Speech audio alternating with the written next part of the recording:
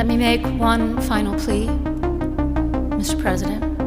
There are gay, lesbian, and transgender children in Democratic, Republican, and independent families. Some who fear for their lives. You're tuned in to Kaz TV. So today in this video, a Christian pastor or bishop tries to preach to Donald Trump and J.D. Vance. Let's check it out.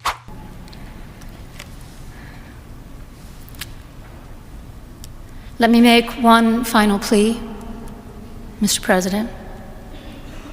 Millions have put their trust in you. And as you told the nation yesterday, you have felt the providential hand of a loving God. In the name of our God, I ask you to have mercy upon the people in our country who are scared now. There are gay, lesbian, and transgender children in Democratic, Republican, and independent families. Some who fear for their lives. Why is the lgbtq, let's take out the T, all that, why are they afraid for their lives with Trump being in office? What has he said or campaigned on that is anti-LGBTQ or, anything except transgenderism? I don't know of anything. If you guys know, comment below and tell me, because I'm not aware of anything that he's promoted that would actually negatively impact somebody in the LGBT community. He's not saying they can't get married. He's not saying it's illegal to do any of those things, even with the T people. He's not saying you can't dress up like a girl if you want to and walk down the street. He's not saying any of that. The only thing he has said is he wants puberty blockers to not be given to children, which makes sense. We don't allow children to smoke cigarettes. Why? Because cigarettes have a direct impact on your health, and you have to have a cognitive ability to know, hey, this is something I want to decide before I go into this thing because it's going to have an impact on my physical body. He didn't write into law, it is legal now to harm somebody who is like this. No, he hasn't done that. He hasn't campaigned on that. He didn't do that last time. So I don't know where all this stuff is coming from. And I'll use a word that people on the left use all the time: fear-mongering. Where is this fear-mongering coming from? Where's the legitimacy here? And the people who pick our crops and clean our office buildings, who labor in poultry farms and meat packing plants, who wash the dishes after we eat in restaurants and work the night shifts in hospitals, they may not be citizens or have the proper documentation, but the vast majority of immigrants are not criminals. They pay taxes and are good neighbors. They are faithful members of our churches and mosques, synagogues, wadara, and temples. I ask you to have mercy, Mr. President, on those in our communities whose children fear that their parents will be taken away, and that you help those who are fleeing war zones and persecution in their own lands to find compassion and welcome here. Our God teaches us that we are to be merciful to the stranger, for we were all once strangers in this land. May God grant us the strength and courage to honor the dignity of every human being, to speak the truth to one another in love, and walk humbly with each other and our God for the good of all people in this nation and the world. And you know what? When she mentioned how the people that clean our bathrooms and clean this, it reminds me a lot about this clip right here. Check it out. If you kick every Latino out of this country, then who is going to be cleaning your toilet, Donald Trump? Oh, that's no. In the sense that, you know what I mean? Like, when I'm saying there's more jobs to be in LA, they always but they don't. Latinos are not only the only people I didn't mean it doing like that. Come on. No, I would never mean it like that. Okay. Like, I'm not part of this argument with. There was a national prayer service yesterday in D.C. led by Bishop Marion Edgar Buddy, who made this plea to the newly elected president. Watch. Mr. President, millions have put their trust in you. And as you told the nation yesterday, you have felt the providential hand of a loving God. In the name of our God, I ask you to have mercy upon the people in our country who are scared now. There are gay, lesbian, and transgender children in Democratic, Republican, and independent families, some who fear for their lives.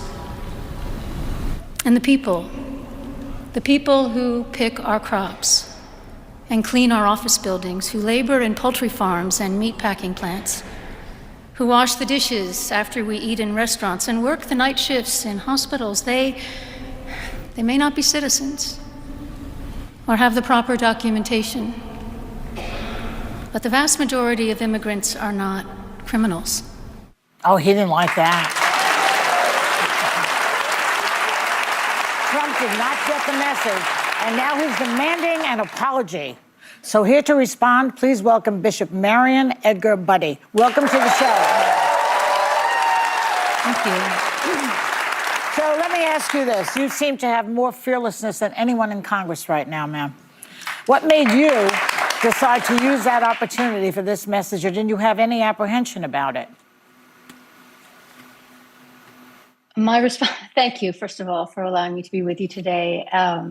My responsibility that morning, yesterday morning, was to reflect, to pray with the nation for unity. And as I was pondering what are the foundations of unity, I wanted to emphasize respecting the honor and dignity of every human being, basic honesty and humility. And then I also realized that that unity requires a certain degree of mercy and compassion and understanding. And so knowing that a lot of people, as I said, in our country right now are really scared, I wanted to take the opportunity in the context of that of service for unity to say we need to treat everyone with dignity, and we need to be merciful. And I was trying to counter the narrative that is so divisive and polarizing, and in which real people are being harmed. Okay. Bishop, I was struck by your tone. You were so gentle, you were so respectful, you were very demure and very mindful. And you said all of this with Trump, J.D. Vance, and their families, including Melania, an immigrant, and Usha Vance, a child of immigrants, sitting there. Right. And their reactions were very visible for all of us to see. You could see their faces. Were you paying attention to how your message was received by them in that moment? And do you think it sunk in even a little bit? I've been preaching for a long time, and Yeah, she shouldn't be, but let's keep going. long since given up trying to read people's body language as I'm preaching. Because I would be wrong most of the time. So I don't know. I was aware that obviously people were listening, but I couldn't allow myself in that moment to I just had to keep going, right? I had what I felt was on my heart to say, and I had to leave it to them, to all of us, to take from whatever my words were, to heart in whichever way they could, and leave, as they say, leave the rest to God. Bishop, predictably, You seem to strike a nerve.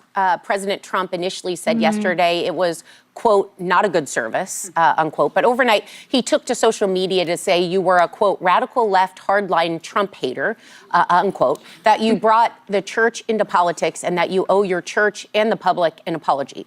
Now, given your role, it doesn't seem surprising that you would speak out for the marginalized, as anyone who's read the Bible and knows. Yes, but the marginalized in Jesus' time were actually marginalized. When we define marginalized as, oh, you looked at this guy that's dressed up like a woman, weird.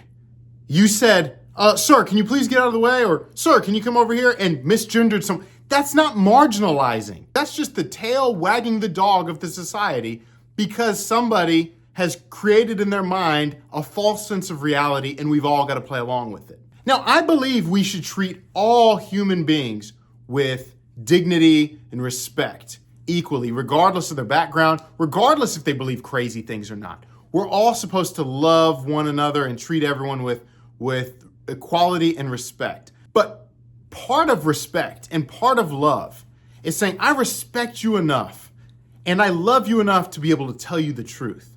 And when we're talking about one or two categories in the United States right now, there's certain select groups of people that we can't tell the truth to, or it's deemed as unloving, or it's deemed as disrespectful, or it's deemed as hateful, no matter what tone you come at it from. No matter, even if you come at it from this perspective of, I love you, I care for you, and I just want what's best for you, it's still considered unloving. And I'm glad that JD and Trump didn't take this message seriously, because neither did I. Her message was cloaked with the gentle words of mercy, grace, love. But mercy comes from God because we actually have done something wrong. None of us are perfect. And the only reason we can receive the mercy is because we recognize we are messed up. But when we pridefully say, there's nothing wrong with me, I don't have anything wrong with me, I'm good, I don't need to change anything, there's no room for mercy to come in. God's definition of mercy. Her definition of mercy seems to be nice to everyone and make sure you don't offend anybody, unless there's somebody that obviously she probably doesn't agree with. But my point is, this speech is cloaked with all sorts of euphemisms that sound nice and gentle and sweet, but when you really look at the meat and potatoes of what she's saying, it's nothing more than wokeness and asking Trump to be more liberal. But what do you guys think? Comment below, and if you haven't already, check out this video. I'll see you guys next time.